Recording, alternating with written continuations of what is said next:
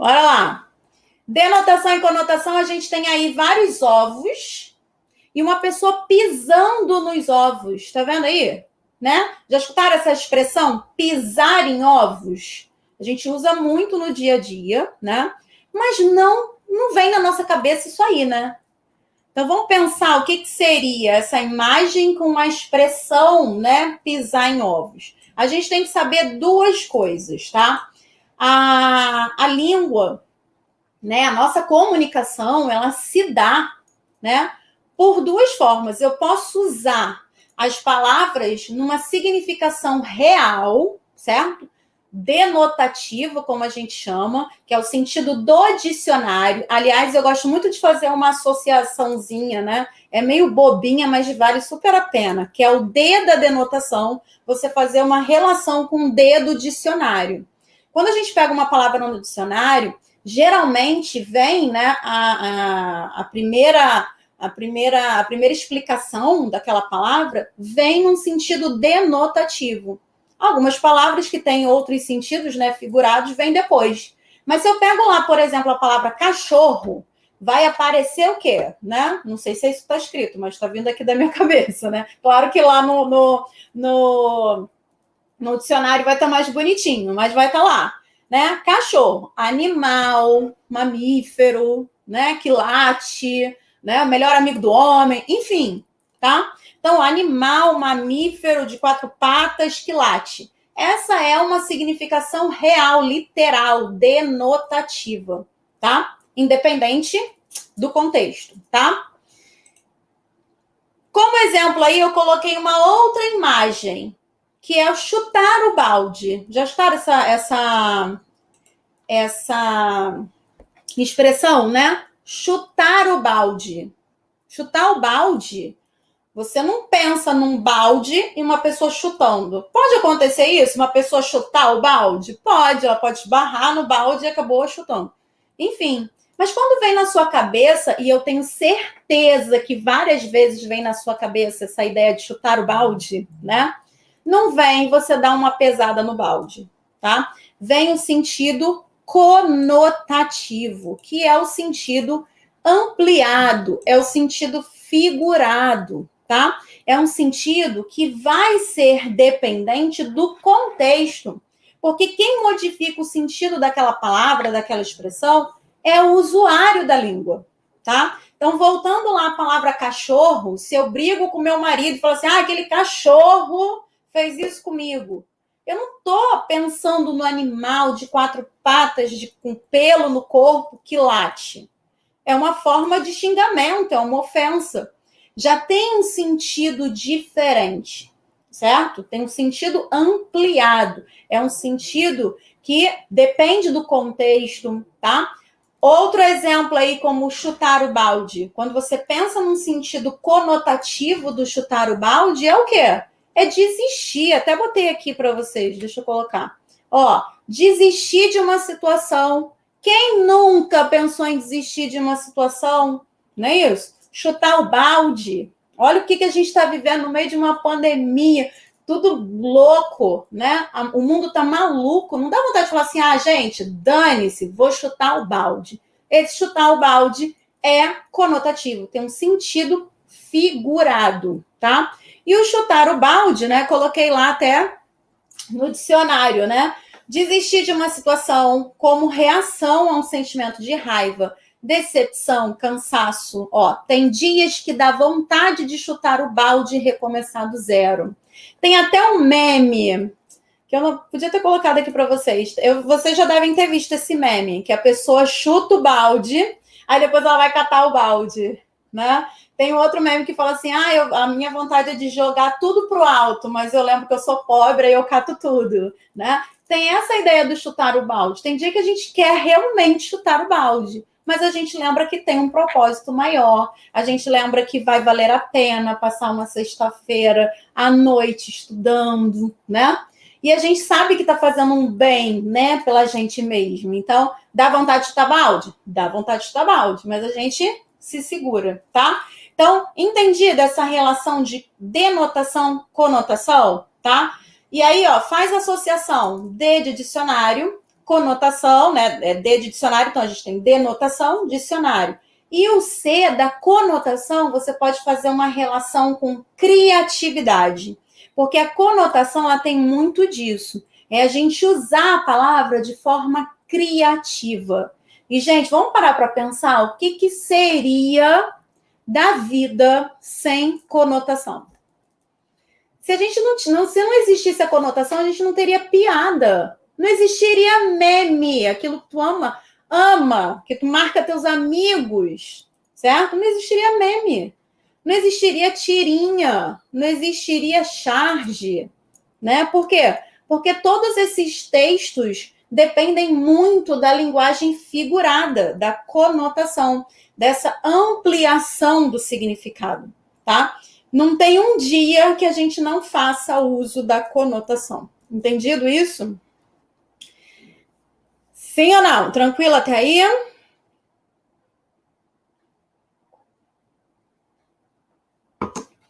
E aí, jogando mais para frente, já que a gente já sabe o que é conotação e denotação, a gente vai falar propriamente das figuras de linguagem, tá? E aí, gente, eu vou aproveitar para fazer uma revisãozinha aqui, tá? Não é uma coisa que a UERJ pede muito pra caramba, mas eu acho que melhora muito o entendimento de textos, né? E certos textos que vocês têm medo, como os textos poéticos, né? Quando cai poema em prova, muita gente treme na base, né?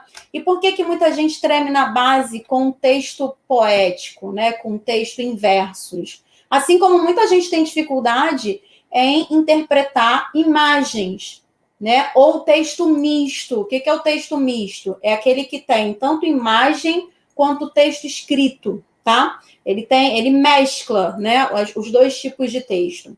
Então, já coloca na sua cabeça que a linguagem figurada vai ser uma característica muito forte da função poética que você estudou para fazer o Enem, lembra? Função poética da linguagem? Que a mensagem era mais importante, então o modo como a mensagem era passada. Então, se aparecer para você um poema na prova da UERJ, você tem como interpretar aquilo ali, porque você vai colocar na sua cabeça que é muito provável que a linguagem esteja o quê? Ampliada, porque a gente vai ter aí várias figuras de linguagem atuando, tá? E não precisa ficar igual o Gil está aí, indignado, né? Com a quantidade de figuras de linguagem. Por quê? Como eu disse para vocês, a UERJ é uma mãe. E ela diz para você quais são as figuras que ela vai cobrar. E é sobre isso que a gente vai falar agora. Então, senta aí, pega um café, pega um chá, um refrigerante, uma cerveja, uma água, o que você quiser beber, e caneta, papel na mão, porque você vai anotar aí algumas coisinhas, alguns insights, tá? Então, deixa eu passar aqui. Tchau, Gil. Não fique indignado. E a gente vai começar com a comparação. O que é comparar, gente? Comparar é uma coisa que já nasce com a gente, né? A gente compara seres e nós também somos comparados, tá? Você foi comparado com seus irmãos, você é comparado, se não tiver irmão, é comparado com primo. Se não tiver primo, é comparado com vizinho. Se não tiver vizinho, vai ser comparado com um amigo da escola. Mas você vai ser comparado com alguém. Assim como vocês também comparam. Vocês comparam um professor com outro. Vocês comparam um ambiente com outro. Vocês comparam a prova do Enem com a prova da UERJ. Enfim, existem comparações, né? As comparações existem. Você vai ao mercado e você vai comprar um biscoito, você compara as marcas, você compara o preço, você compara o peso, né? Qual pacote vem mais biscoito? Ou seja, a gente está fazendo isso o tempo todo. Mas o que consiste a comparação? O que vem a ser a comparação? Comparar é você pegar dois elementos, né? E perceber, né, as características, as semelhanças desses elementos, tá? E aí você pode né, comparar no sentido de igualar aqueles elementos, né, aqueles seres. Você pode perceber que uma característica se sobressai à outra, né? E aí a gente tem a comparação por superioridade ou inferioridade também, certo? Não importa. O que importa é que está acontecendo a comparação. E aí, na figura de linguagem, a comparação, ela tem um bisuzinho aí para a gente chamar, para a gente prestar atenção, tá? Toda vez que a gente tem comparação, eu vou ter lá os dois elementos, mas eu tenho que ter uma palavra, um vocábulo, um conectivo que vai me dar essa ideia de comparação. Por exemplo, a gente tem aí, ó, acorda, Armando. Você não sabe que o amor é como uma flor? Se não for regada e bem cuidada, ela murcha e morre. Olha o que ela está fazendo. Amor é como uma flor. Ela compara o amor com uma flor. E repara que a gente tem aí o como. Tá vendo a setinha amarelinha aí, ó? O como é um elemento que está aparecendo aí para nos dar essa ideia de comparação. Ela poderia escrever ela poderia falar de outra forma, tá? O amor é que nem uma flor. O amor é tal qual uma flor, certo? Estaria dentro da ideia de igualdade e a gente estaria ainda nessa ideia de comparação, ok? Então, o que é comparar? É olhar dois elementos e perceber as semelhanças, mas eu tenho que ter esse conectivo, ok? Como, que nem, tal qual, tal como, mais que, menos que, tá? E no final aí do quadrinho, ela usa de novo uma comparação, ó. O amor é como o motor do carro, porque ele não entendeu, né? Quando ela faz essa relação de amor com flor, a cara dele é de dúvida. Mas quando ela joga para uma coisa que está próximo da vida dele, né? Está próxima da vida dele, aí ele entende. Então ela fala assim: o amor é como o motor do carro. Se não trocar o óleo, não cuidar da mecânica, uma hora ele não funciona mais. Então, o amor é como uma flor, o amor é como o motor de um carro, tá? Mas eu tenho aí sempre um conectivo, tá? Sempre com conectivo. A próxima, não, antes de ir para a próxima, vou mostrando para vocês, hoje tem muita questão, tá, gente? Eu vou mostrar para vocês como é que aparece na prova. Porque não adianta a gente saber o que é comparação. Ah, entendi, eu faço isso o tempo todo, mas como que o UERJ me cobra isso? Como ela fala comigo sobre comparação, tá? Então, essa prova aqui é de 2017, tá? Primeiro EQ, de 2017. E olha aí, ó, falei de poema, olha o poema aqui aparecendo, um poema da Ana Martins Marques. E, gente, eu sempre dou um bizu de interpretação, né? Até porque a prova ela é muito interpretativa. E uma estratégia muito legal para fazer questão de prova é primeiro você ir para o enunciado, tá? Então, a gente vai primeiro para o enunciado, esquece o texto nesse momento. O texto não é o mais importante agora. Ai, deixa eu só aumentar aqui um pouquinho a temperatura, que eu tô morrendo de frio já. Foi. O texto não é o mais importante agora. O mais importante é o enunciado, tá? Você vai estar com a sua prova na mão. Aqui você não está com a prova na mão. Você está olhando para uma tela do computador, do tablet, do celular. Mas lá você vai estar com papel na mão. Então você vai pegar a sua caneta e vai sublinhar, vai grifar as partes mais importantes daquele enunciado, tá? Então olha o que ele fala pra gente. Nos versos de 1 a 6, a poeta vale-se de um recurso para caracterizar tanto o passado quanto o futuro. Ele te deu a localização. Gente, se a UERJ não é uma mãe, eu não sei mais o que dizer dela. Ela é uma mãe. Porque você não vai nem precisar ler o texto inteiro. Claro, lá na hora da prova você vai precisar ler o texto todo, porque a UERJ ela coloca um texto e não é igual ao Enem, que é texto, questão, aí vem outro texto, questão. Muitas vezes você tem aí 2, 3 questões sobre o mesmo texto. Então, você vai ler, tá? Mas agora, para fazer esta questão aqui, você não vai precisar ler o texto todo, Porque o ERG já te localizou. Dos versos 1 a 6, a poeta faz usa, vale-se de um recurso para caracterizar tanto o passado quanto o futuro. Então, dá uma olhada lá no início, ó. O passado anda atrás de nós, como os detetives, os cobradores, os ladrões. Olha o passado sendo caracterizado. Ela está comparando o passado, tá? O passado anda atrás de nós. Como quem, gente? Como quem anda atrás de nós? Como o ladrão que anda atrás de nós. Como os cobradores, Itaú sempre ligando, né? Os detetives. Ou seja, ela faz uma comparação. E, gente, tá explícito, saltando ali no seu olho o como, ó, piscando. Você vai pegar a sua caneta e vai circular esse como. Olha a outra parte, ó. O futuro anda na frente como as crianças, os guias de montanha, os maratonistas, né, melhores do que nós. Mesmo esquema, a gente tem até um paralelismo sintático, né? A gente tem o mesmo esquema sintático na primeira parte, que é o passado, e a gente tem o mesmo esquema sintático para falar do futuro. Então, gente, olhando para as alternativas, o que a gente tem aí, ó? Índices de ironia, escala de gradações, relações de comparação, sequência de personificações, né? Então, sem dúvida aí, com esse como, né, saltando aos nossos olhos, a gente tem a letra C como gabarito, ok? Tranquilo até aí, gente? De vez em quando, vai me dando um oi no chat, só para saber se vocês estão aí interagindo, só para saber se está tudo bem. Vai me dando um oi aí, ok? E qualquer coisa, tiraremos as dúvidas.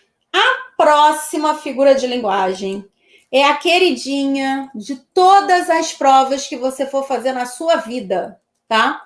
Se você pretende fazer prova militar, vai ter metáfora. Se você pretende fazer o ERG, como você está vendo aí, vai ter metáfora. Ah, vou fazer Enem, vai ter metáfora. Ah, mas quase não cai figura de linguagem no Enem, realmente. Mas quando cai, cai metáfora, tá? Vai fazer, sei lá, uma prova para uma seleção numa empresa, vai ter metáfora. A metáfora é uma espécie de mãe de todas as figuras de linguagem, tá? Então não tem como a gente correr dela. E é muito importante a gente entender como é que se dá a metáfora, tá? Metáfora, apesar de ser um nome assim, né, diferentão, nada mais é que uma comparação subentendida. Se você chegou até aqui e entendeu o que é comparação, você entende que é metáfora. Por isso que eu falei da comparação primeiro e depois eu estou falando da metáfora. Por quê? Porque se você entende, né, esse mecanismo de olhar para dois seres e relacionar semelhanças, você vai entender metáfora. Porque a metáfora nada mais é do que uma comparação sem o elemento comparativo.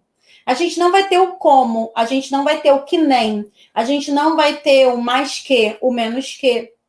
Simplesmente vai ser uma comparação direta.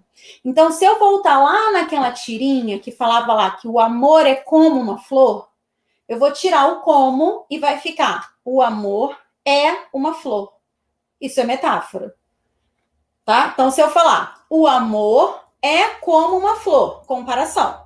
O amor é uma flor, metáfora.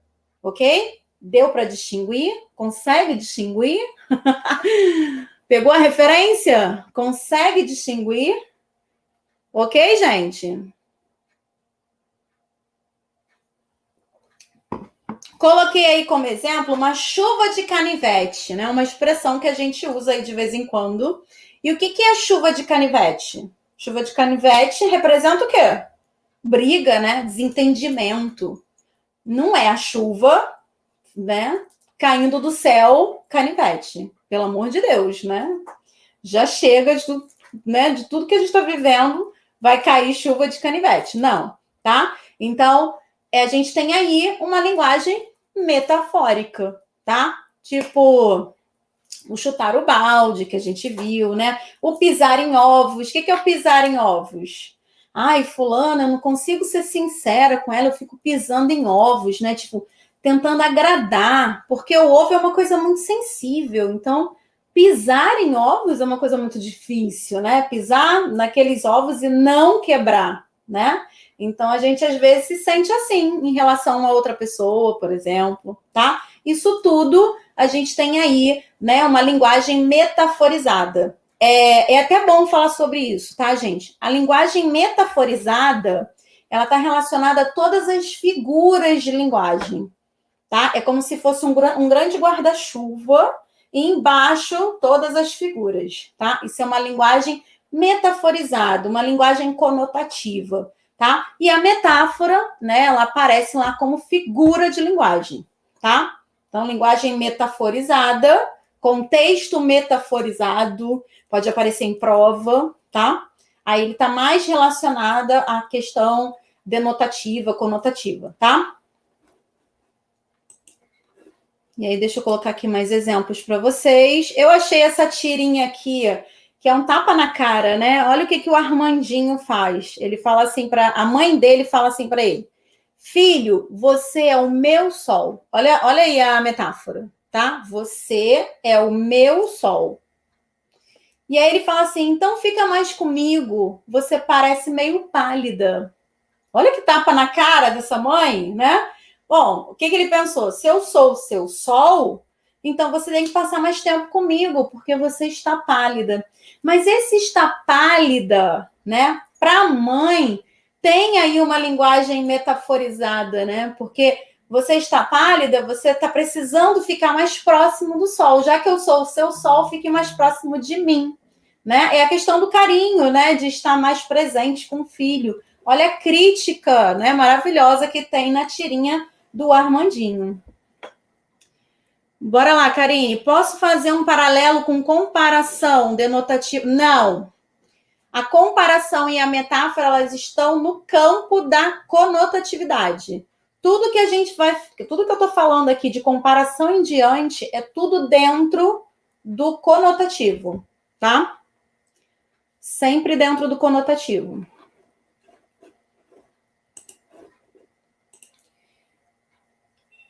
Coloquei exemplo aí também com figura, porque eu percebo que vocês têm muitos problemas com figuras, né? Para interpretar a figura. E essas duas figuras, elas poderiam até, daqui a gente poderia até tirar um tema de redação. Modelo ERG, tá? Então, olha lá, o primeiro é do Quino, né, da Mafalda, que ele fala lá, ela fala assim, esta é a borracha de apagar ideologias. Ó, esta é a borracha de apagar ideologias. Só que ela aponta para o cacetete do policial, que é feito de borracha. Né? O material do cacetete é borracha. Só que ela, quando ela fala lá da borracha, ela não fala do material do cacetete, ela está falando de borracha de apagar. Olha a palavra apagar. É a borracha escolar. Né? Então ela faz uma referência aí a questões ideológicas, né? A polícia sempre, né, batendo nos estudantes, nas pessoas, não só nos estudantes, mas nas pessoas que reivindicam seus direitos, enfim. Ela, né, olha a carga crítica que tem essa tirinha, né? Então, ó, esta é a borracha de apagar ideologias. É como se fosse a borracha. Só que quando eu escrevo é como uma borracha, comparação. É uma borracha? Metáfora, tá? Outra tirinha aí muito legal, que é Sistema Penitenciário Brasileiro. E aí a gente tem uma panela de pressão com grades, uma fechadura, tá vendo? Né? A válvula ali, ó, parece que vai explodir a qualquer momento, saindo ali uma fumacinha, tá? E é dessa maneira mesmo que o sistema penitenciário está. Parece uma grande panela de pressão que a qualquer momento vai explodir. É um caldeirão, tá tudo fervendo ali dentro, né? Mas fazendo uma pressão, um inchado. A qualquer momento aquilo ali vai explodir. Também daria aí uma ótima, um ótimo tema, tá? E aí, galera, como que isso cai na UERJ, tá? Essa questão aqui foi uma questão referente ao livro que a UERJ pediu em 2020. Saiu errado aí, tá? Não é 2017, não. É 2020. 2020? Foi, 2020. 2020 vocês estão fazendo agora o 2021. Eu tô perdida, gente. Como ano passado não teve a prova, né? Tô perdida. Mas foi a última prova da UERJ, tá? O primeiro exame foi o Hora de Alimentar Serpente e o segundo foi Gota d'Água, tá? Que era uma peça do Chico Buarque. Não sei se aqui alguém chegou a fazer essa prova, tá? Mas foi uma peça de teatro, um musical, na verdade. E a história era, né, muito próxima da história da Medeia, né, da mitologia grega e tal. E a Joana, ela é traída pelo marido, né? E a pior parte, né? Vamos supor assim, vamos dizer que foi o ápice, né, da traição que o Jazão, que era o marido dela, né, faz, é o casamento com uma mulher rica, jovem, né, com o pai cheio de dinheiro, o pai dando, né, deixando a herança para a filha e para o marido. E a Joana, largada pelo marido, né, ali com os filhos, ela era lavadeira, pobre, na sarjeta. E aí a UERJ pergunta o seguinte, né? A expressão gota d'água, que era o título da peça, né? Ó, a expressão gota d'água é uma metáfora que expressa o sentimento de Joana.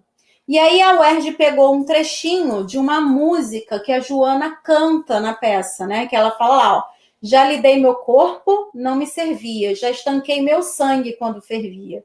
Olha a voz que me resta, olha a veia que salta, olha a gota que falta, pro desfecho da festa. Por favor, deixe em paz meu coração, que ele é um pote até aqui de mágoa. E qualquer desatenção, faça não, pode ser a gota d'água. E o que quer dizer a gota d'água? Pode ser o estopim, é aquilo que vai estourar, é aquilo que vai fazer o caldo derramar. E o que fez o caldo derramar para Joana? Foi justamente o casamento desse ex-marido, tá? Então a letra D aí é a causa, né? É o que faz essa metáfora acontecer, tá? Claro que o aluno, para fazer essa questão, precisava ler o livro. Vocês sabem que a UERJ, né? Faz, né, a recomendação da leitura de um livro que este ano será Triste Fim de Policarpo Quaresma. O UERJ do ano passado, né? Foram livros tão lindos. Eu lembro do nosso aulão. Lembra, Camille?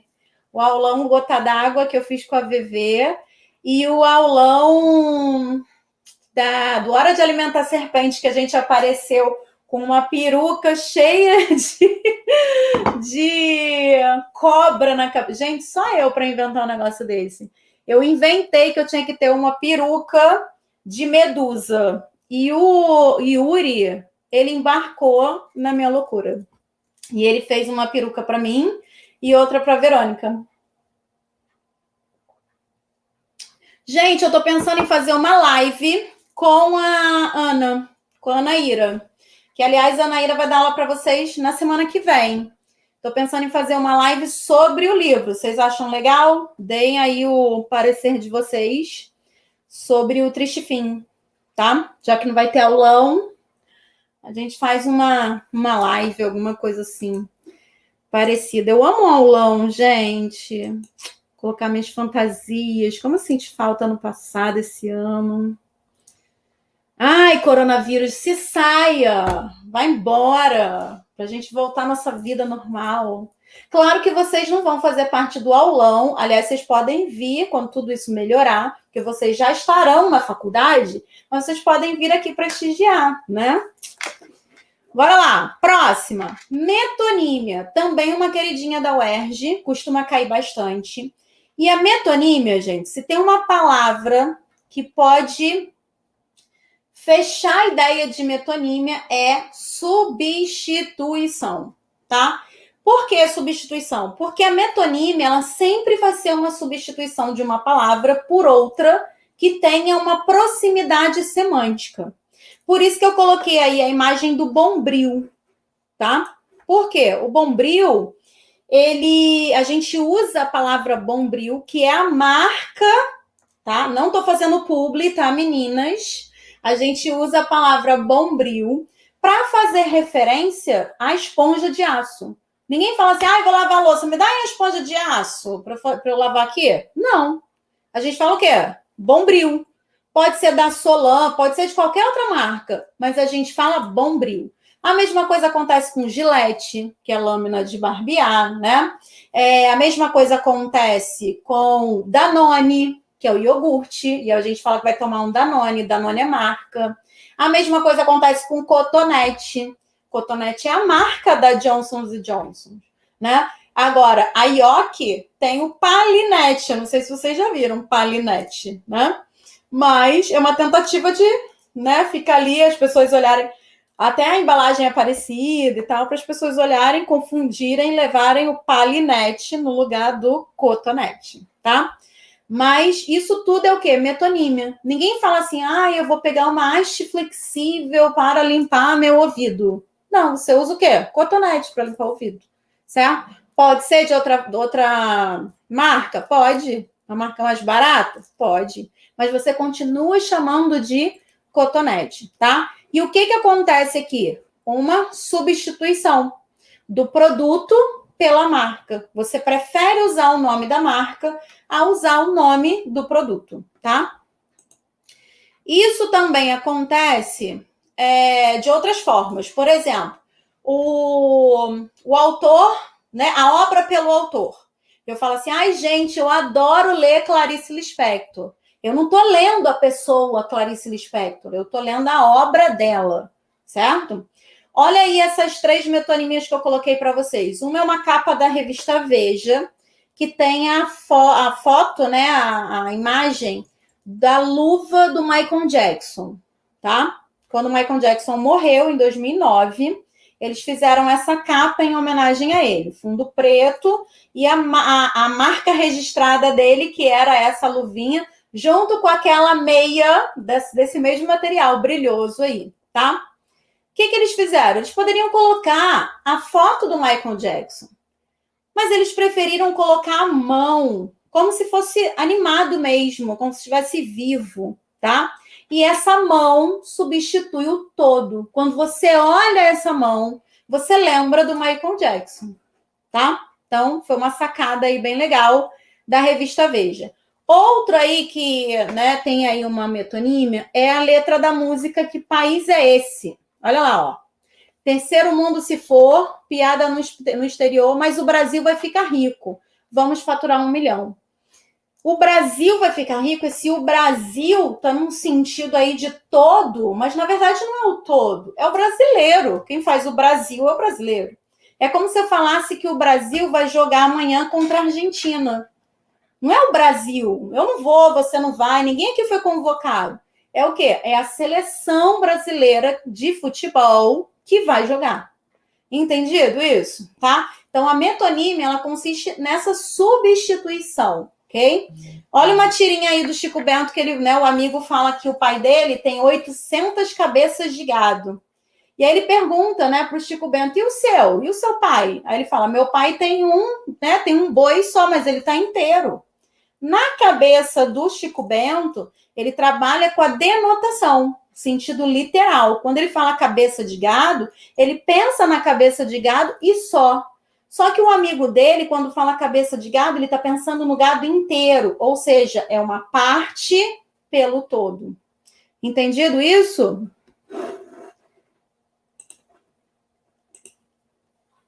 Como que cai metonímia lá no Enem? No Enem, desculpa, na UERJ. Essa questão aqui também foi de 2020, foi do Hora de Alimentar Serpente, uma questão muito recente, tá? E era um microconto da Marina Colasanti que falava o seguinte, ó.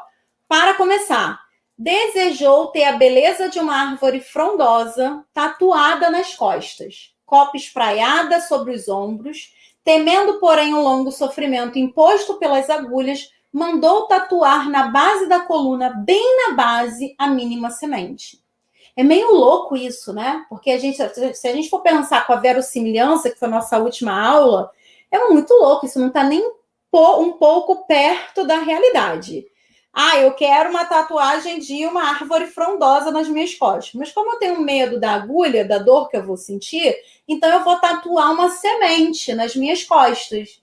Porque na cabeça dessa pessoa, a árvore ia crescer. A semente ia germinar e ia virar uma árvore. Então, não existe uma verossimilhança externa, mas existe uma verossimilhança interna. Aproveita para fazer essa revisão. Por que tem verossimilhança interna? Porque dentro da história isso é super possível. Por isso a gente tem aí os contos fantásticos, tá? Lembra lá? A gente tem, sei lá, Grey's Anatomy, verossimilhança externa. Dark, verossimilhança interna. Não tem nada a ver com o que a gente vive realmente, certo? Então, lá na questão, na narrativa, o desejo inicial e a decisão final do personagem podem ser relacionados por meio da seguinte figura de linguagem. E aí, de cara, a gente já tem a metonímia, né? E aí você vai falar assim, ué, Vanessa, mas por que metonímia? Olha a substituição, gente. Eu não posso ter uma árvore frondosa desenhada nas minhas costas, mas eu posso ter uma semente. Ou seja, eu pego uma parte para substituir o todo. Foi? Tranquilo? Eu achei essa questão maravilhosa. Eu não sei vocês, mas quando eu faço a prova da UERJ, eu fico numa felicidade. Eu fico assim, gente, que genial! Que questão maravilhosa! Isso é muito genial. Como é que eles pensaram nisso? Né? Eu não sei vocês, mas eu amo as provas da UERJ. Eu faço na felicidade. Não que eu não gosto da prova do Enem, gosto. Mas a prova da UERJ, ela tem, né? Faz você pensar na sua própria língua. Eu acho tudo de bom. Mas eu sou suspeita, né? Eu trabalho com isso. Então... mas eu tenho. Não sei se vocês têm esse sentimento, mas eu gosto da prova da UERJ. Próxima também que pode cair, tá? Com um pouco menos de frequência, mas cai, tá? E tá lá no conteúdo programático da UERJ. É a hipérbole. A hipérbole, na verdade, é um exagero, tá? Mas é um exagero intencional para deixar aquela fala, né? Aquela mensagem mais expressiva, mais enfática, tá? Então, quando você fala assim, poxa, aquele filme é muito triste, eu chorei litros vendo. Ninguém chora litros, né? Eu não sei se vocês já viram, tem como é que é o nome? Uma figurinha do WhatsApp, que é uma das meninas superpoderosas numa piscina, assim, rodeada de água, e na água tá escrito assim, lágrimas. Né? Ela tá ali no meio, nadando nas lágrimas, né? Então, música sertaneja tem muito, né? Muita hipérbole, porque a hipérbole, na verdade, ela é até uma característica muito forte do barroco, do romantismo, né? Jogando aí para a literatura, tá? A hipérbole, ela aparece muito no romantismo e no barroco. Por quê? Porque é o exagero, tá? Então, o barroco, né? Porque tinha aquele exagero de céu e inferno, aquela dualidade toda.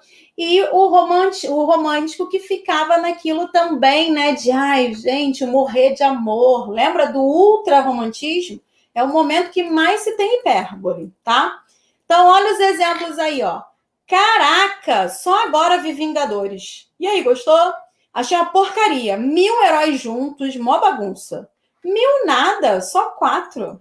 Eu sei, foi hipérbole. Hiperbole? Esse herói eu não conheço, né?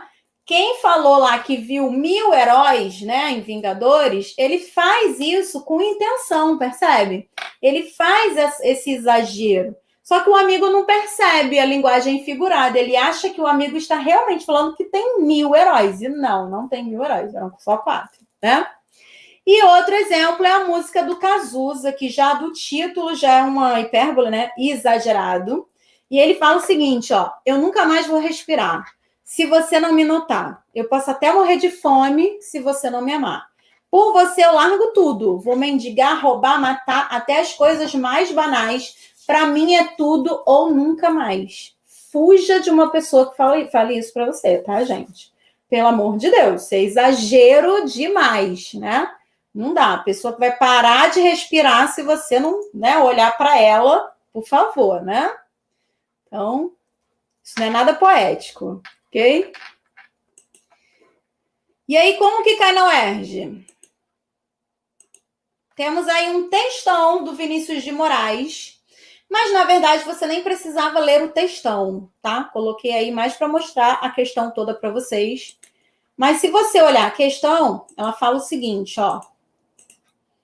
A hipérbole é uma figura empregada na crônica de Vinícius de Moraes para caracterizar o estado de ânimo do personagem. Olha o que a UERJ faz e olha como é que ela é mãe. Ela já falou para você qual é a figura. Ó, a hipérbole é uma figura empregada para caracterizar o estado de ânimo.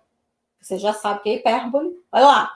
E aí, quando a UERJ fala para você qual é a figura de linguagem, geralmente ela quer que você pegue um trecho do texto que comprove o que ela está te dizendo. Então, ela fala para você que a figura de linguagem é hipérbole. Mas em que momento a hipérbole aparece? E aí a gente vê lá na letra D, ó, de súbito, sentindo que ia explodir em lágrimas. Gente, ninguém explode em lágrimas, né? Isso aí é puro exagero. Camille, ó, prof, eu achei que todas as histórias tinham verossimilhança interna, mas só algumas tinham externa. Mas é isso aí mesmo, você não achou errado não, tá? Todas as histórias que fazem sentido, elas podem ser mirabolantes, tá? Pode ser a história mais louca que você já leu, que você já escutou na vida. Ela tem uma verossimilhança interna, porque ela faz sentido, ela tem início, meio e fim dentro daquele contexto dela, tá? Por exemplo, pega Alice no País das Maravilhas. A história faz todo sentido, certo? Mas ela está longe de ser algo próximo da nossa realidade. Ninguém cai num buraco e vai sendo guiada por um coelho, certo? Ok? Então você achou super certo, é isso aí mesmo. Todas as histórias devem ter uma verossimilhança interna, tá? Mas só algumas se aproximam da realidade, né? Que é a verossimilhança externa, ok? Seguindo. Deixa eu ver aqui minha hora. Jesus, 8h20 já. Como a hora passa quando eu tô com vocês aqui? Corre.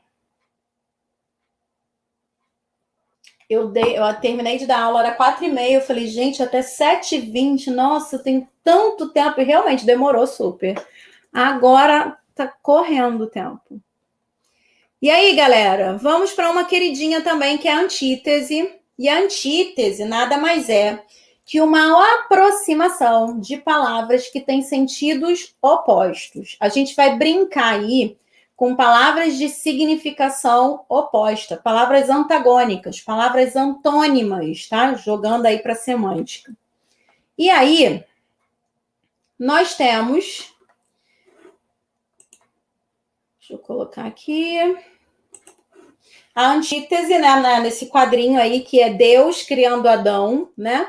E aí ele vai falar para o Adão, ó, sabe, Adão, tudo precisa de um contraponto.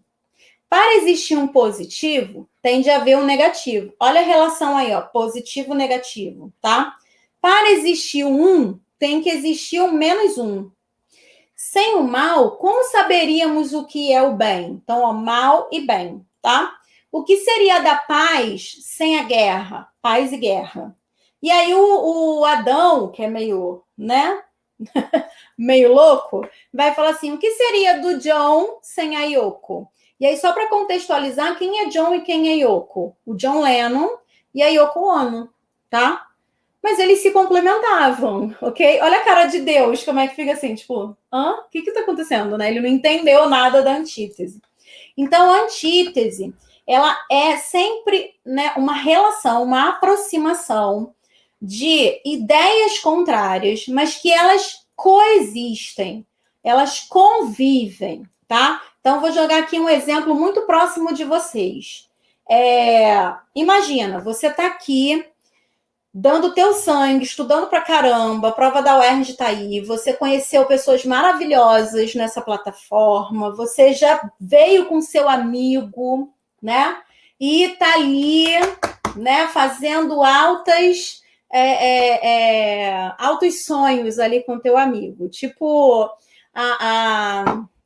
a Thaís e a Vitube, quando a Vitube foi líder, né? Tipo, eu queria a minha primeira noite com a minha amiga, pra gente dormir no quarto do líder, a gente sonhou com isso. Ok. Você sonha de entrar na faculdade com seu amigo. Vocês vão fazer o mesmo curso, vão para a mesma faculdade, já estão pensando na chopada, né? Em tudo que vai acontecer na faculdade. Aí vem um resultado. Você passou e o teu amigo não passou. Você, ao mesmo tempo, está muito feliz porque você passou para o curso que você queria, para a faculdade que você queria, mas, ao mesmo tempo, você está muito triste porque você queria ter o amigo ali junto com você, certo? Então, o fato de você estar feliz e triste não estão juntos, né? Esses dois sentimentos não estão juntos. Você é capaz de estar feliz e triste ao mesmo tempo, nesse caso, certo? Mas felicidade e tristeza são coisas opostas. Sim, mas elas conseguem coexistir. Entendido isso? Isso é uma antítese, tá? E aí, como é que isso cai na UERJ? Isso aqui é um outro exemplo para vocês, tá? É uma música do Lulu Santos, antes de ir para a questão. Então, olha lá, ó. Não existiria som se não houvesse o silêncio. Olha aí, o som e silêncio, né? Não haveria luz se não fosse escuridão. Ó. Luz e escuridão. A vida é mesmo assim, dia e noite, não e sim. Olha a sequência de palavras que têm sentidos opostos, mas elas coexistem, certo? Existe aí uma relação, tá? Vou falar dele agora, João. Para. Segura aí que eu vou falar dele já, tá? E aí, como é que a UERJ cobra o paradoxo? Como é que vem isso na prova para vocês? O UERJ 2020 cobrou isso muito bem, que também falava lá daquele livro Gota d'Água, né? O musical, a peça teatral do Chico Buarque. E tem uma fala da Joana que ela fala o seguinte, ó: seu povo é que é urgente, força cega, coração aos pulos, ele carrega um vulcão amarrado pelo umbigo. Ele, então, não tem tempo, nem amigo, nem futuro, que uma simples piada pode dar uma risada ou uma punhalada. Olha a antítese aí, ó. Uma simples piada pode causar uma risada ou uma punhalada. Risada e punhalada, nesse contexto, são contrários, certo? Olha o outro, ó. Como a mesma garrafa de cachaça acaba em carnaval ou desgraça. Vanessa, então não é necessário ter só antônimo? Não. Punhalada não é antônimo de risada. Mas dentro desse contexto, elas são palavras antagônicas. Sacou? Tá? Olha o próximo aí, ó. A garrafa de cachaça, ela pode gerar carnaval ou desgraça. Certo? Carnaval não é um antônimo de desgraça. Certo? Mas dentro desse contexto, carnaval e desgraça são opostos, tá? Então aí, né, ó, na caracterização do povo brasileiro feito por Joana, no trecho acima, observa-se uma sequência da seguinte figura de linguagem: antítese, tá? Ok? Não pode ser, Júlia. Exemplo de paradoxo você vai entender porque daqui a pouquinho que eu vou falar agora, tá? Olha lá. O paradoxo, galera, é uma antítese. Eu costumo dizer que é uma antítese exagerada, tá? O paradoxo é uma contrariedade tão grande que ela vai, né, contrariar princípios básicos, né, que estão no nosso pensamento, tá? Então, ó, desafia a opinião consabida, a crença ordinária, compartilhada pela maioria. O que isso quer dizer? O paradoxo, só para vocês desfazerem a confusão, o paradoxo é uma antítese maior. É uma contrariedade tão grande que não tem como existir. É surreal, ok? Você ficar feliz e ao mesmo tempo triste porque você entrou na faculdade, né? Você entrou na faculdade, você está feliz, mas o seu amigo não entrou, você está triste. Você consegue conviver com esses dois pensamentos. Quem acompanha o Big Brother vai entender o que eu vou falar agora. Eu acho que todo mundo aqui deve acompanhar, né? O Gil, esta semana, voltou, né, do paredão. Quem saiu foi o Rodolfo, né? E voltou o Gil e o Caio. O Caio estava perdendo uma parte dele no jogo, que o melhor amigo dele, o cara que, né, era muito parceiro dele, foi embora. O Caio estava muito triste.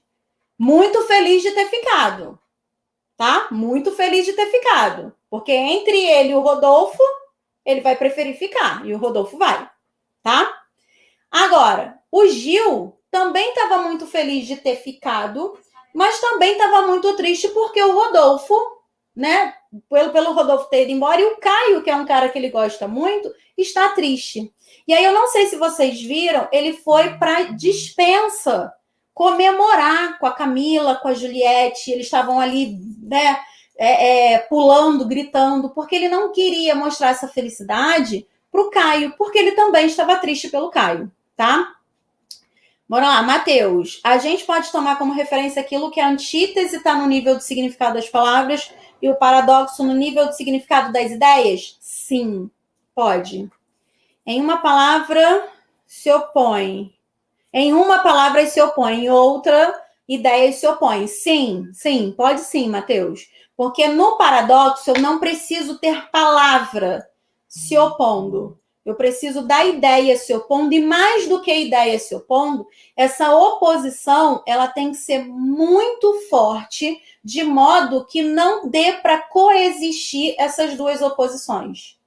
Tá? Eu ficar triste porque o meu amigo não vai comigo para a faculdade, tá? Eu consigo conviver com essa tristeza e eu consigo conviver com a alegria de ter passado para a faculdade. Pensa aí você conseguiria dar conta desses dois sentimentos?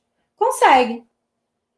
Você consegue sentir os dois ao mesmo tempo, certo? Isso é antítese. Agora, o paradoxo não. O paradoxo é uma anulação. É tão louco, né, que você anula. Até fiz uma brincadeira aí, né, com um tweet que tá assim: paradoxo da faculdade, mata a aula para poder estudar. É louco isso, dá uma bugada. O paradoxo, ele é tão contrário, que ele dá uma bugada no nosso cérebro. Por quê? Mata a aula para estudar, você mata a aula para não estudar. Vocês talvez não saibam o que é isso, mas quando vocês entrarem na faculdade, esse paradoxo vai se dar com certeza, tá?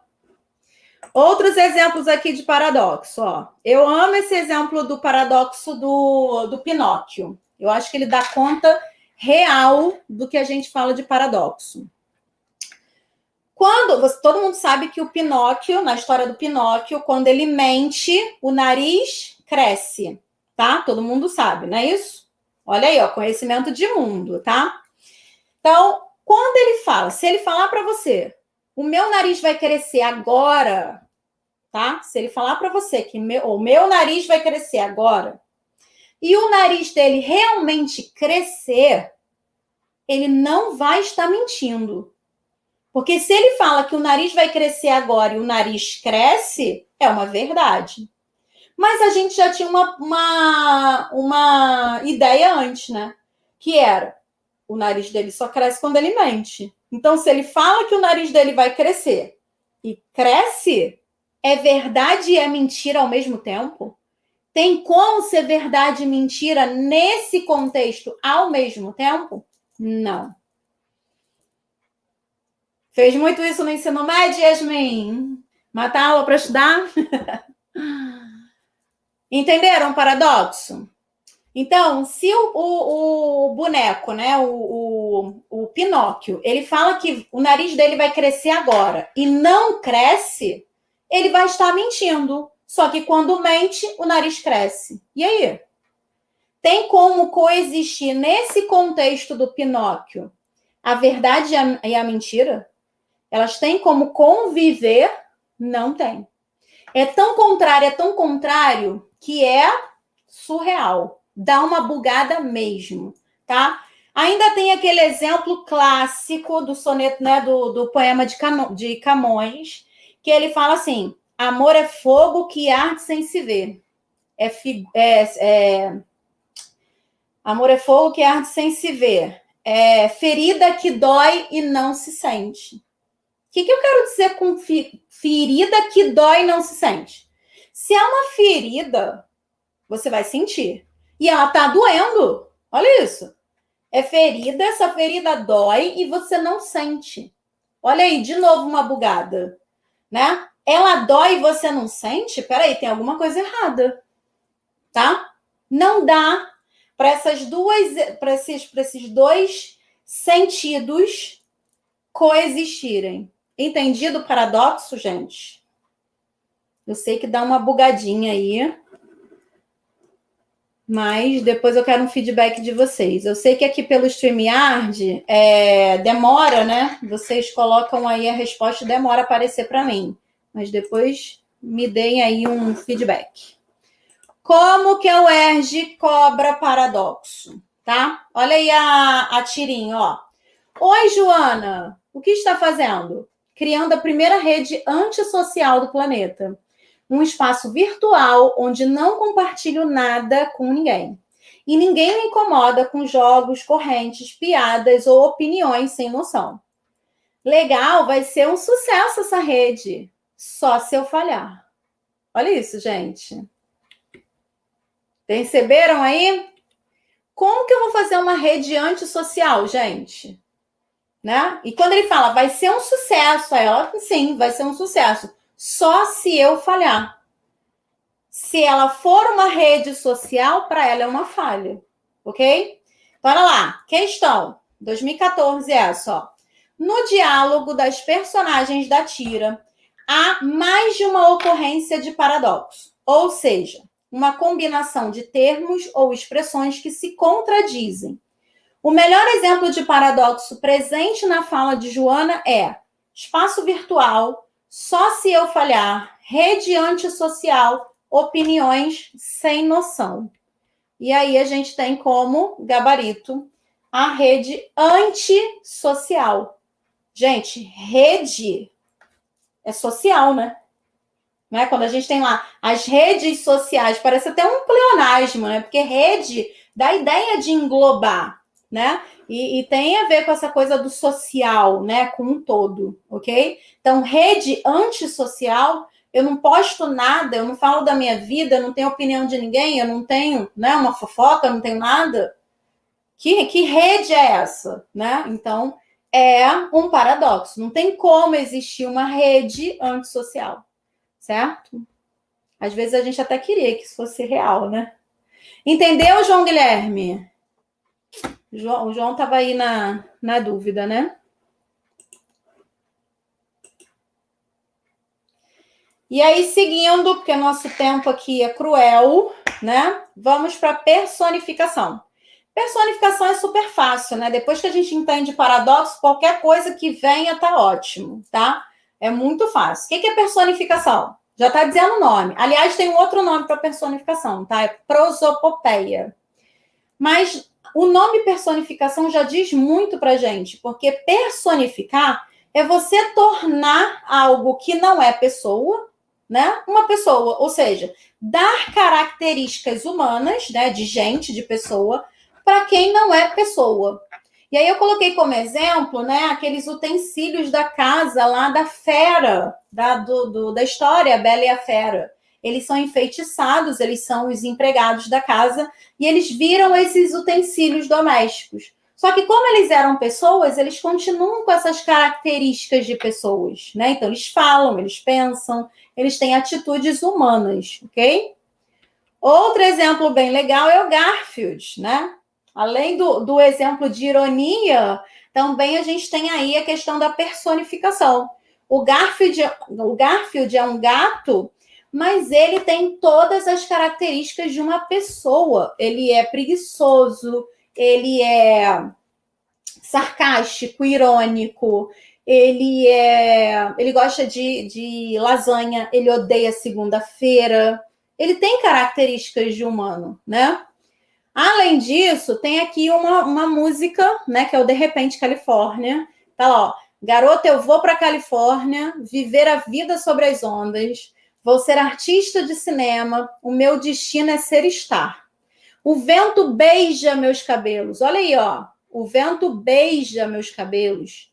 As ondas lambem minhas pernas. Beijar, lamber, abraçar, ó. O sol abraça o meu corpo. Né? Cantar, ó. Meu coração canta feliz.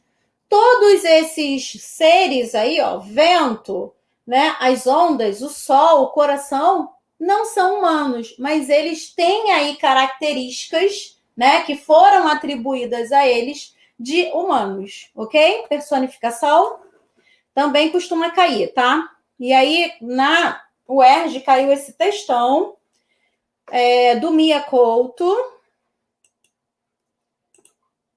E a questão é o seguinte, ó, 2014 também, ó. Um elemento importante na organização do texto é o uso de algumas personificações. Uma dessas personificações encontra-se em, aí tá lá, ó, éramos nós que recolhíamos seu corpo dominoso. Seu conceito era que a morte nos apanha deitados sobre a moleza de uma esteira. Nós lhe sacudimos os infatigáveis bichos.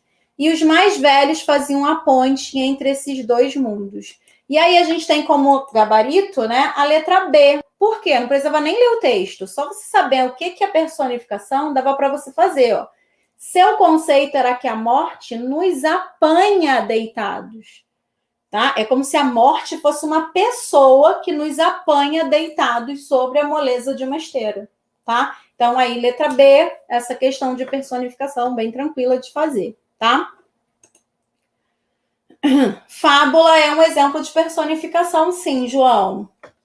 É sim, tá? Nas fábulas, geralmente a gente tem animais que têm atribuições humanas, né? O próximo... Ih, caramba, peraí. Fiz besteira. Não acredito. Eu cliquei no negócio errado aqui, voltou tudo. Acontece, né?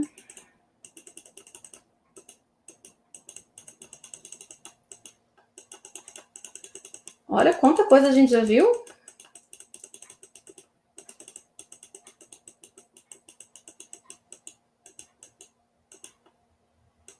Vamos lá, estamos chegando. Personificação, vamos para o eufemismo agora.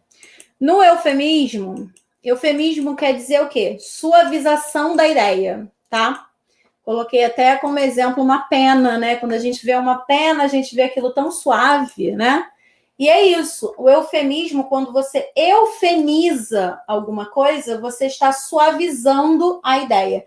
Aliás, a UERJ já trabalhou uma vez uma prova inteira com o tema eufemismo, tá?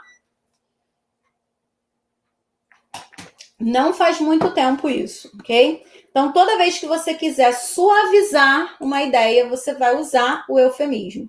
Muita gente pensa que o eufemismo ele só se dá no sentido da morte. Não, a gente também usa, né? Muitas vezes em sentido para suavizar o peso da palavra morte, né? Então, quando a gente fala, né, principalmente para uma pessoa querida, né, um médico vai falar para a família que o paciente morreu, ele fala o quê? Ele não resistiu, né? Ele não conseguiu, ele nos deixou, faleceu. Do que chegar e falar assim, ele morreu, foi dessa para melhor, bateu as botas. Não.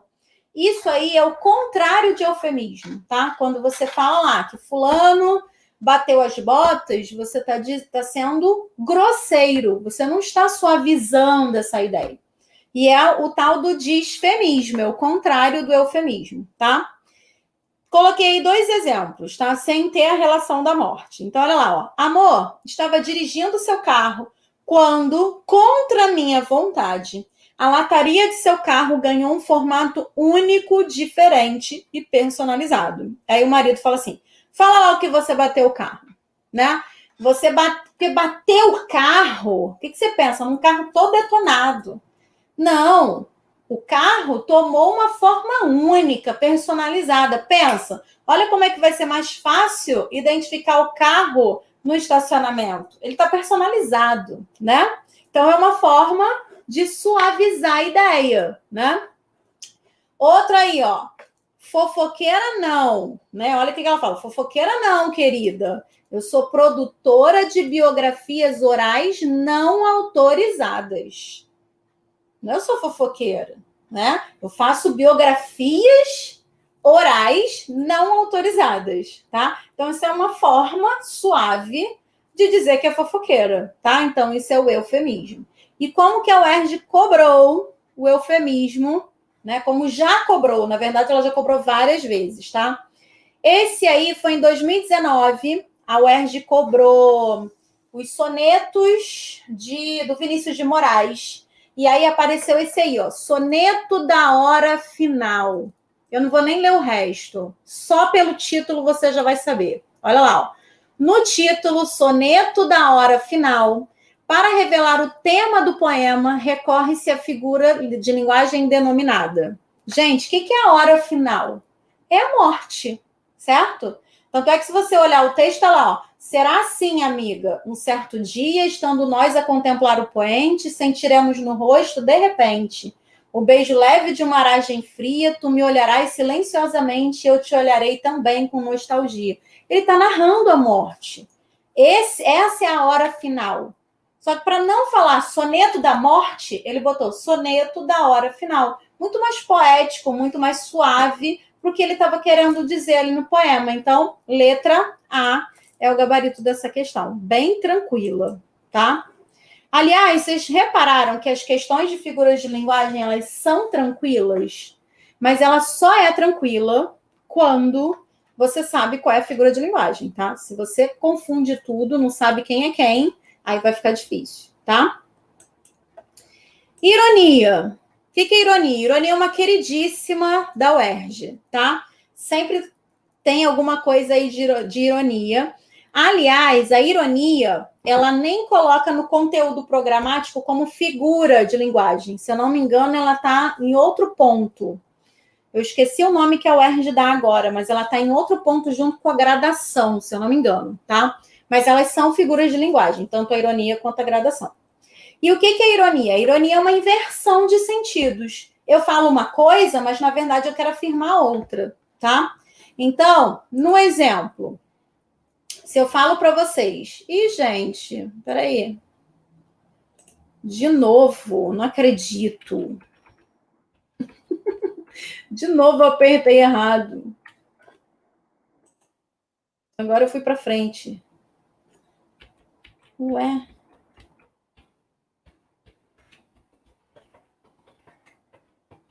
Peraí.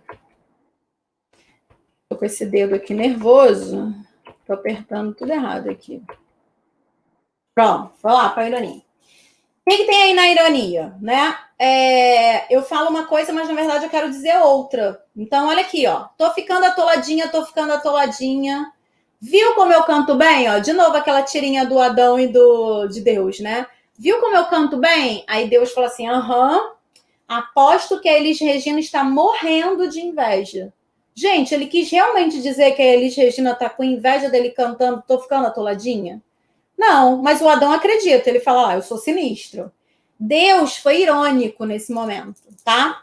Um exemplo de ironia muito forte é aquela série Lúcifer. Não sei se vocês veem ou já viram a série Lúcifer. Ele é extremamente irônico, tá? E, cuidado com a ironia em textos escritos. Porque a ironia na fala, ela é muito mais fácil da gente perceber, né? Então, imagina que alguém Imagina que a gente, né, que nós estivéssemos numa aula presencial. E aí, ó, faltam 10 minutos para nossa aula acabar, e aí chega uma pessoa, um aluno. E eu falo assim, nossa, chegou super cedo. Eu tô sendo irônica. Mas eu mudo o meu tom de voz, o meu rosto, né, minha fisionomia. Isso é mais difícil da gente perceber num texto escrito. Então, a gente tem que estar muito, muito ligado ao que está acontecendo no texto para essa ironia não passar despercebida, tá? Olha o outro exemplo, ó. No mundo conectado não há preconceitos. Sou alto, loiro e sincero.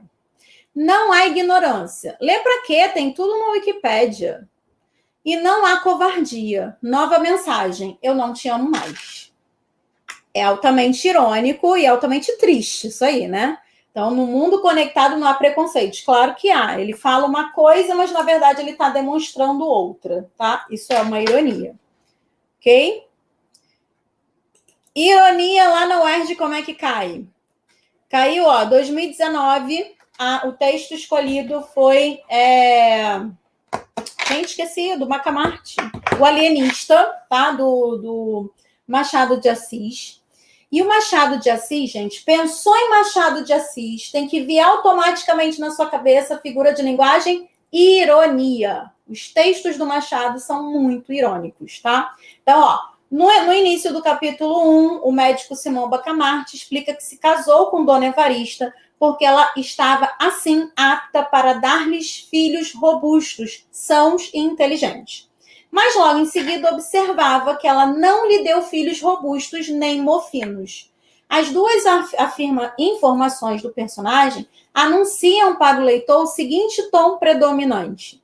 E aí, nesse texto, não nesse pedaço, mas no texto inteiro, quando você analisa a obra, você percebe que ele é muito irônico ao falar sobre isso da Dona Evarista, tá? Então, essa questão aí você tinha que ler a obra para você entender essa ironia, mas foi assim que caiu, tá?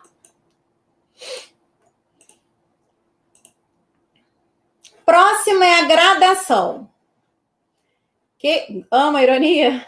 Próxima é a gradação. Gradação também não está na lista de figuras de linguagem, mas ela é uma figura de linguagem e ela aparece junto com a ironia como forma de articulação. É alguma coisa assim que a UERJ chama. Agora eu esqueci o nome, tá? E o que é a gradação? A gradação vai ser ou uma, né, crescente, né, uma progressão, tá? Crescente ou decrescente. Se é crescente, a gente chama de clímax, algo que vai, né, aumentando e chega ao clímax. Ou decrescente, né, que pode ser o anticlímax, mas sempre de uma forma paulatina, né? Ela é gradiente, né? Por isso a gradação, ok? Coloquei até a imagem aí de uma escadinha, né? Aos poucos está aí subindo, poderia estar descendo também, pode ser decrescente, tá? Como que isso acontece no texto? Olha aqui o exemplo, ó. Primeiro, ele começou a beliscar entre as refeições. Depois, a comer sanduíches entre as refeições. Já viu aí, ó? Já deu uma crescida, né? Beliscar, comer sanduíche. Agora, ele come refeições entre refeições. Ó, belisquetes, sanduíche, refeição. A coisa tá aumentando gradativamente, tá? Então, essa tirinha aí do H. Como que cai na UERJ, gente? Olha lá, ó. O íngreme, o desigual, o mal calçado da ladeira mortificavam os pés das duas pobres donas. Nessa frase, o recurso de linguagem utilizado para reforçar o incômodo das personagens é, e olha aí, ó, o íngreme, o desigual, o mal calçado das ladeiras. Eu tenho lá um chão íngreme, um chão desigual e mal calçado, ou seja, existe aí uma gradação. Letra B nesse caso, tá? Foi? O próximo é a elipse, já estamos acabando, tá? Eu acho que eu vou pegar um pouquinho só do tempo de vocês, mas eu já estou acabando. E o que é a elipse? A elipse, gente, é muito legal até para você usar na redação, tá? é um recurso que pode ser também um recurso coesivo, tá? A elipse nada mais é quando a gente esconde, omite uma expressão, tá? Uma palavra, mas que eu consigo identificar facilmente, eu consigo subentender aquela palavra, tá? Aliás, semana que vem, acho que é semana que vem, vocês vão ver com a Ana essa questão de pressuposto, subentendido, vocês vão entender até melhor essa parte da elipse, tá? Então, olha aqui o exemplo, ó. Segunda, acorde de ressaca 1 hora atrasado. Eu já tenho uma elipse aí, ó, acorde, tá? Quem é que vai acordar? Você, acorde você. Mas eu não coloquei a palavra você, mas você sabe que eu estou falando, me dirigindo a você, certo? Ó, droga, sonhei de novo que queimava meu chefe vivo. Quem sonhou, gente? Eu sonhei, mas não está escrito a palavra eu, mas eu consigo subentender por causa do verbo, tá? Isso é elipse, ok? A elipse eu tiro do meu texto a palavra, mas é uma palavra que é facilmente subentendida, ela não vai prejudicar a coerência do meu texto, tá? Exemplo aí, ó, Educação pela Seda, né, da UERJ, 2015. E aqui, ó, os conceitos a vestiram como uma segunda pele. O vocábulo a é comumente utilizado para substituir termos já enunciados. No texto, entretanto, ele tem um uso incomum, já que permite subentender um termo não enunciado. Esse uso indica um recurso assim denominado. A gente já sabe que é elipse, porque a gente está falando da elipse, mas olha o texto, ó. A educação pela seda. Vestidos muito justos são vulgares. Revelar formas é vulgar. Toda revelação é de uma vulgaridade abominável. Os conceitos a vestiram como uma segunda pele. Vestiram quem, gente? Tá vendo que está subentendido que se trata de uma mulher? A gente não está falando de um homem. Um homem que, né, se veste de maneira vulgar, que revela as suas formas. A gente está falando de uma mulher.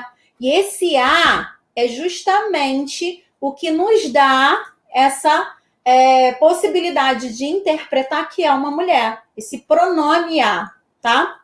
Ok, isso? Então, no caso, a gente tem uma elipse aí de um termo. Poderia aparecer a palavra mulher, mas não apareceu e a gente consegue subentender, tá? Gradação com exemplificação. A gradação, Matheus, ela sempre vai se dar num aumento ou numa diminuição. A exemplificação, eu posso ter vários exemplos, mas não ter essa relação de um se sobrepor ao outro, tá? Não necessariamente. Eu posso ter exemplificação junto com a gradação, tá? Eu posso dar os exemplos que eu quero em forma de gradação, mas um não está relacionado ao outro. No caso da questão, Joyce, sim, é uma terceira pessoa, mas a gente sabe bem especificamente que é uma mulher, tá? Mas a elipse não é só terceira pessoa. Eu posso falar que comprei um livro. Quem comprou? Eu, primeira pessoa. Compramos um livro, primeira pessoa, tá? Ok? Pode ser qualquer pessoa, primeira, segunda, terceira, plural, singular, qualquer uma, ok?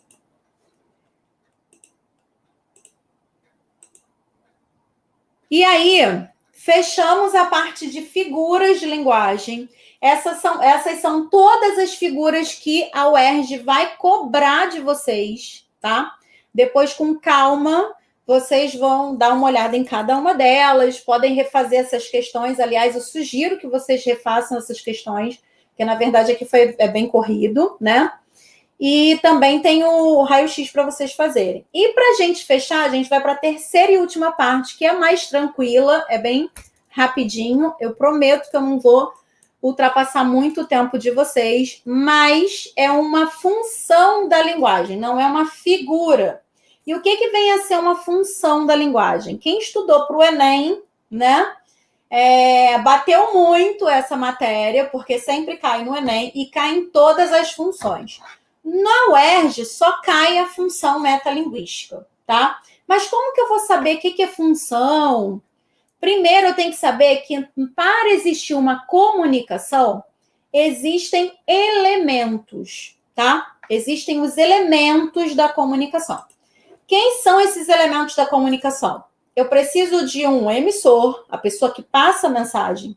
Eu preciso de um receptor, que é aquele que recebe a mensagem. Eu preciso da mensagem propriamente dita. Eu preciso de um código para que o receptor, né, possa entender essa mensagem. Eu preciso de um canal para poder passar essa mensagem para vocês. E eu preciso também de um referente, ou seja, de um contexto, um assunto, uma situação para poder passar essa mensagem. Então, jogando para a nossa realidade aqui, no momento, eu sou a emissora. Eu estou aqui falando com vocês, passando a informação, passando a mensagem. Vocês são os meus receptores, tá? Qual é a mensagem que eu quero passar para vocês? Eu quero falar sobre função da linguagem. Quero que vocês entendam função da linguagem. Qual é o contexto? Estamos estudando para fazer uma prova daqui a um mês. Essa é a nossa situação, tá? Qual é o código que eu estou usando aqui com vocês? Eu estou usando a língua portuguesa. Eu poderia estar usando Libras, eu poderia estar usando gestos, eu poderia estar usando a música, fotografia, a língua inglesa, braille. Não importa, eu estou usando a língua portuguesa porque é um código que eu conheço e que vocês também conhecem e vai ficar a nossa comunicação sem ruído, porque é um código conhecido por nós, ok? E qual é o canal? Eu estou usando a minha voz, eu estou usando o computador, eu estou usando a internet, tudo isso para passar essa mensagem para vocês.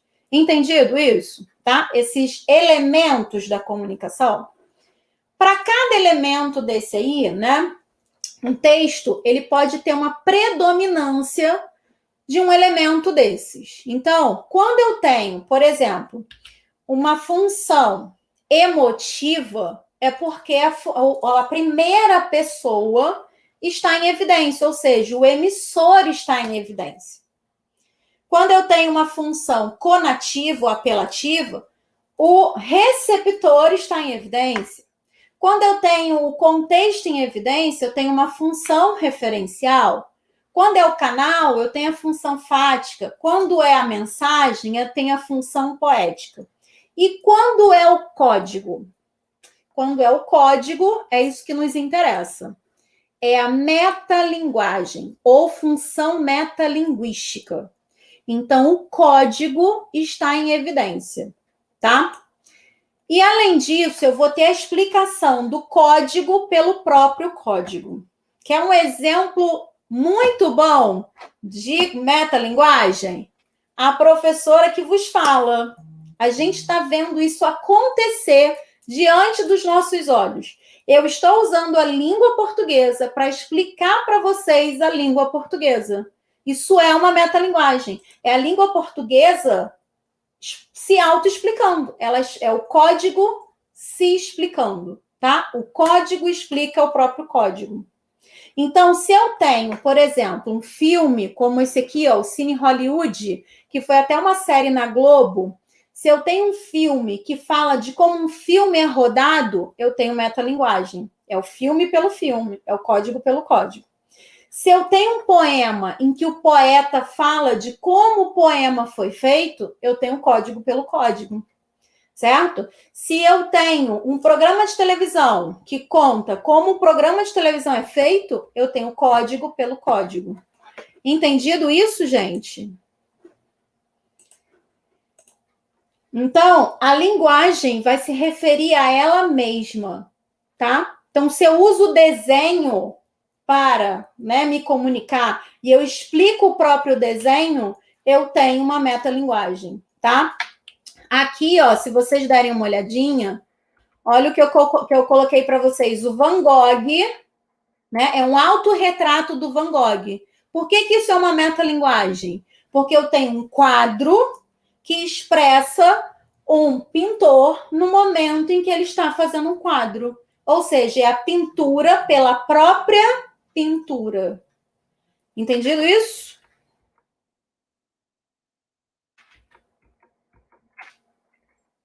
Então, o making of de um filme, o dicionário, tá? A gramática, ok? Olha aí um exemplo, ó. Esse aqui é um exemplo clássico que já caiu em várias provas, né? Um desenho que pinta o próprio desenho, né? O dicionário que explica em português o significado das palavras em português. Olha essa tirinha aí, ó. É um cartunista, né? Que fala assim, ó, ainda não consigo criar nada. Ou seja, é um cartunista falando do seu processo de criação do cartoon, tá? Então, é o cartoon pelo próprio cartoon, ok? Professora, na nova trilogia de Star Wars, há uma personagem que sabe da história de Luke Skywalker, pelos mitos que ela ouve, assim como os fãs na vida real. Isso poderia ser metalinguagem? Poderia. Poderia. É história falando da própria história. Pode sim. Tá?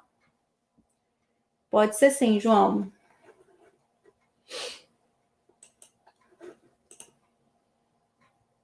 Foi, meus amores. Passei 4 minutos do tempo de vocês. Nem 5 minutos foi. Nem doeu. Tá? Então, toda vez que eu tiver o código pelo código, tá? Eu vou ter aí. Eu fiquei devendo uma questão, né? Para vocês. Eu acho que eu não coloquei. Peraí. Ou eu pulei. Gente, eu pulei a questão. Se vocês quiserem, eu coloco lá na plataforma de vocês. Não saiu aí. Mas toda vez que eu tenho código, tá? Código pelo próprio código, eu tenho a metalinguagem. Foi, meus amores? Tudo bem aí? Tudo tranquilo? Me deem aí um feedback e eu já me despeço de vocês. Não deixem de fazer o simulado. Também não deixem de assistir a aula de biologia, talvez com o Jansen, né? Como vocês falaram, tá? Não deixem de assistir a aula, não deixem de fazer o simulado e também não deixem de ver o resultado do primeiro simulado, que vai fazer todo sentido para você comparar essas notas. Pois é, ô Joyce, foi uma luta aqui contra o tempo, né? Porque se deixar, figura de linguagem é uma coisa que vai, né? Tem tanto exemplo para a gente dar. Eu fico até tensa, eu tô até com meu braço, meu ombro aqui dolorido. Eu fico tensa perto do tempo, né? Para não estourar o tempo de vocês. Mas eu acho que deu para passar, né? Um pouquinho do que a UERJ costuma trazer. E assim, eu tentei privilegiar ao máximo as questões, tá? Porque eu acho que. Ih, Gabi, não sei se vai ter reaplicação. Não sei. Eu acho que mais importante do que o conteúdo neste momento que vocês estão, já que a gente está num intensivo, é fazer questão, né? É perceber como é que vem na questão. Isso é muito importante, tá bom? E, ó, gente, qualquer coisa, estou aí, me procurem lá no Instagram, @prof.Vanessa Castex, ou então lá na plataforma de vocês, e eu vou fazer um pedido, por favor. Terminou a aula, vai lá e dá como concluída essa aula e faz uma avaliação da aula, por favor, para mim, tá? Avaliem a aula lá no portal de vocês e deem como concluída. Tá bom? Meus amores, qualquer coisa, estou aqui à disposição, me procurem, vai ser um prazer tirar dúvida, tá bom?